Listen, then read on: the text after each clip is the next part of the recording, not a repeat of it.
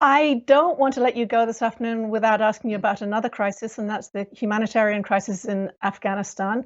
And I'd like to ask you, what role do you think the international community should play in that crisis? I think the first role that we have to have is to protect those that are at risk. 18 million lives are at risk, and so the humanitarian crisis itself, we need to fund that. The UN has stayed to deliver and can continue to protect that community of 18 million.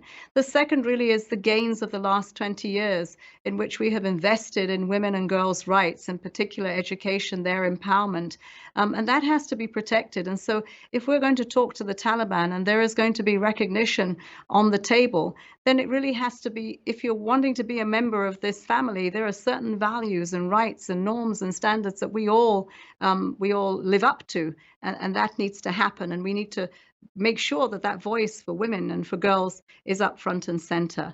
I think that there is the possibilities now of an economic crisis because as the Taliban came in, the taps turned off on the economy, and so they should at that point in time. But this is a double-edged sword. Those monies that now are not available were for services, for health, for education, for water services. We need to find different mechanisms as we talk to the Taliban to make sure that people on the ground are not hurt by this.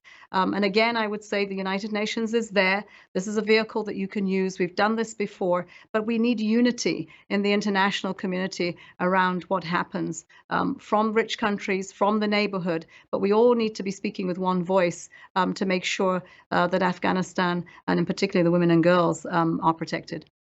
So should the UN withhold aid, in your view, until the Taliban gives reassurances and specific assurances that the rights of women and girls will be protected?